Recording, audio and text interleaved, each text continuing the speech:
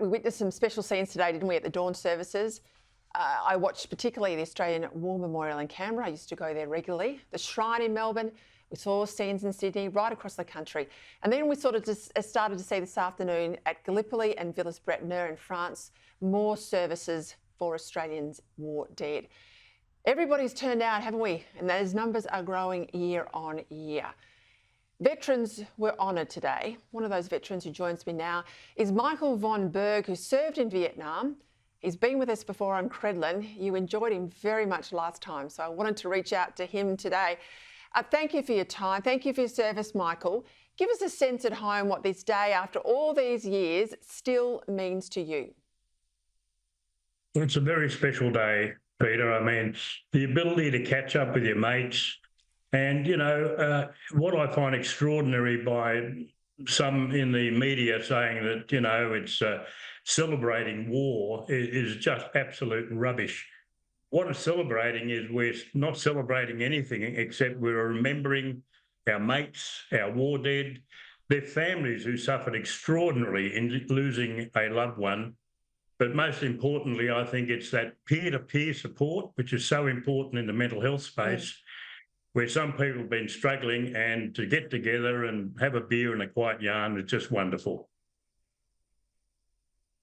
When the haters come out, as they do occasionally, you must be heartened every year to see that the ordinary Australian, particularly younger people, keep turning up in droves. Those numbers are getting larger and larger every year. That's the best response to those who want to run that glorifying war argument, isn't it?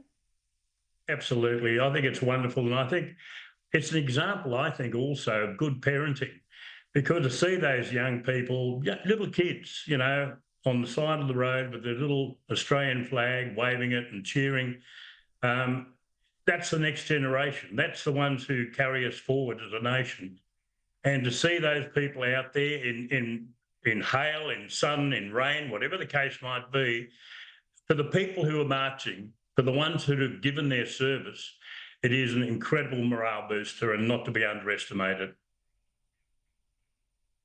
Well, you rightly mentioned good parenting there, but we can't always rely on the education system to meet us halfway at least. We've got this group that was out this week, Teachers for Palestine. They say we shouldn't honour the Anzacs. They think we are indoctrinating children into glorifying war. They said that our soldiers aren't or weren't honourable. I mean, what would you say to that? I think it's disgusting. And what really concerns me is they are basically teaching kids in the schools, as this group, radical advocates, they're teaching kids to hate their country. And in teaching kids to hate their country, what they're actually doing is they're basically teaching kids to have no self-worth. They're teaching kids to be, you know, not confident about themselves or their nation. And mental health-wise, I think it's a terrible thing to do to young people where they're just so confused. They should concentrate on the 3 R's. I would concentrate on my 3 R's: respect, resilience, and responsibility.